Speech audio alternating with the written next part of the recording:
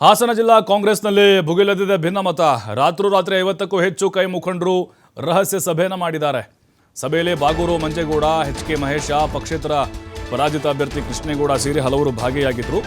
ಚನ್ನರಾಯಪಟ್ಟಣ, ಬೇಲೂರು, ಸಕಲೇಶಪುರ, ಅರ್ಕಲಗೂಡು, ಹಾಸನದ ಕೈ ಮುಖಂಡರುಗಳು ಭಾಗಿಯಾಗಿದ್ದರು. ಇವರ ಆರೋಪ ಅಂತಂದರೆ ಹಾಸನ ಜಿಲ್ಲೆಯಲ್ಲಿ ಕಾಂಗ್ರೆಸ್ ಪಕ್ಷ ನಮ್ಮನ್ನು ಕಡೆಗಣನೆ ಮಾಡ್ತಾ ಇದೆ.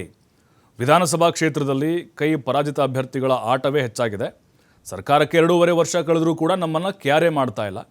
ಕೇವಲ ಸೋತ ಅಭ್ಯರ್ಥಿಗಳ ಪರ ಕೆಲಸ ಮಾಡಿಕೊಡ್ತಾ ಇದ್ದಾರೆ. ಕಾಂಗ್ರೆಸ್ ನೇತೃತ್ವದ ಸರ್ಕಾರದ ವಿರುದ್ಧ ಅಸಮಾಧಾನ ಹೊರಹಾಕಿದ್ದಾರೆ ನಾಯಕರು. ಅದು ಎಲ್ಲ ಮುಖಂಡರಿಗೂ ಒಂಥರ ಅದೇನಿಲ್ಲ, ಅದು ಅವರು ಕೂಡ ಪಾರ್ಟಿ ಕಟ್ಟೋದ್ರ ಬಗ್ಗೆ, ನಮ್ಮ ಥರನೇ ಪಾರ್ಟಿ ಡೆವಲಪ್ ಮಾಡೋದ್ರ ಬಗ್ಗೆ, ಪಾರ್ಟಿ ಕಾರ್ಯಕರ್ತರ ನೋವನ್ನ ಕೇಳೋದ್ರ ಬಗ್ಗೆನೇ ಚರ್ಚೆ ಮಾಡ್ತಾರೆ. ತಪ್ಪಲ್ಲ ಅದು. ಆದ್ರೆ ನಮ್ಮನ್ನು ಸೇರಿಸ್ಕೊಂಡು ಮಾಡ್ಬೋದಾಗಿತ್ತಲ್ಲ ಅಂತ ಒಂದು ವಿಜಯಣ್ಣವರು ಕೆಲವು ಸಲಹೆ ಕೊಟ್ಟರು. ಸರಿ ಆಯ್ತು ಬಿಡಿ, ನಾವು ಕೂಡ ಒಂದು ಮೀಟಿಂಗ್ ಮಾಡೋಣ ಅಂತ ನಾನು ಹೇಳಿದೆ.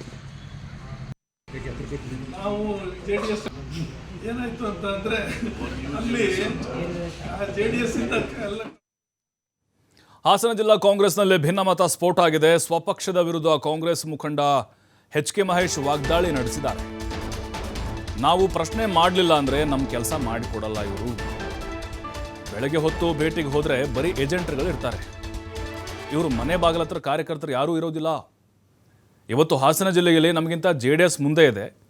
ಗ್ಯಾರಂಟಿ ಯೋಜನೆ ಕೊಟ್ಟರೆ ಓಟ್ ಹಾಕ್ತಾರೆ ಅಂದ್ಕೊಂಡಿದ್ದಾರೆ.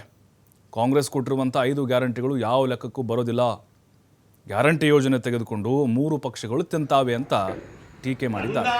ದೃಷ್ಟಿನಲ್ಲಿ ಪಕ್ಷನ ಮೇಲೆತ್ತಬೇಕು ಅಂತೇಳಿ ಯಾರಿಗೂ ಕೂಡ ರಾಜ್ಯ ಮಟ್ಟದ ನಾಯಕರಿಗೆ ನಮ್ಮ ಜಿಲ್ಲೆ ಬಗ್ಗೆ ಆಸಕ್ತಿನಲ್ಲ, ಆಸೆನೂ ಇಲ್ಲ. ರಾಜ್ಯ ಮಟ್ಟದ ನಾಯಕರಿಗೆ ಕೃಷ್ಣ ಬೈರೇಗೌಡರು ಬಂದಿದ್ದಾರೆ.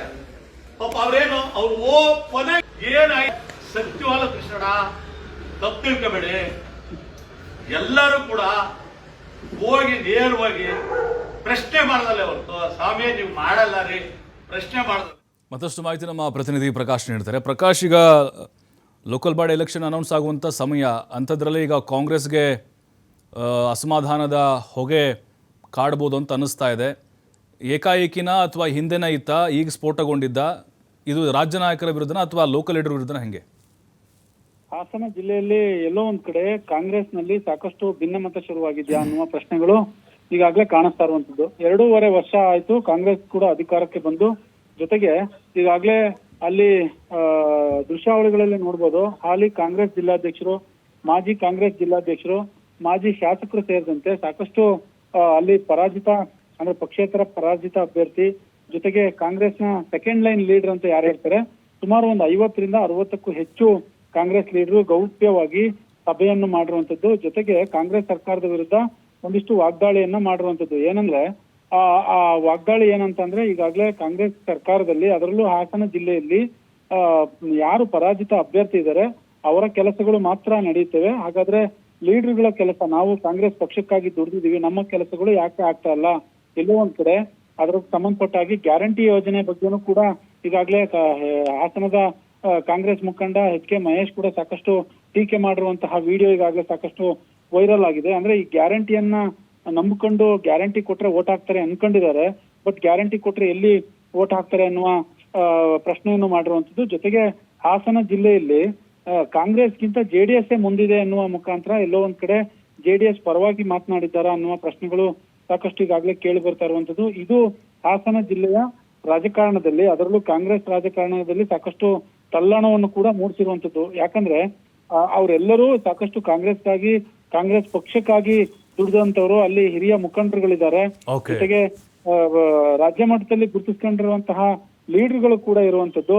ಹೀಗಾಗಿ ರಾತ್ರೋರಾತ್ರಿ ಮೀಟಿಂಗ್ ಮಾಡಿ ಪಕ್ಷದ ವಿರುದ್ಧ ಮತ್ತೆ ಪಕ್ಷದ ಸಚಿವರುಗಳು, ಶಾಸಕರುಗಳ ವಿರುದ್ಧ ಸಾಕಷ್ಟು ಅಸಮಾಧಾನವನ್ನು ವ್ಯಕ್ತಪಡಿಸಿರುವಂತದ್ದು. ಪ್ರಭು, ಥ್ಯಾಂಕ್ ಯು ಪ್ರಕಾಶ್ ಮಾಹಿತಿಗಾಗಿ.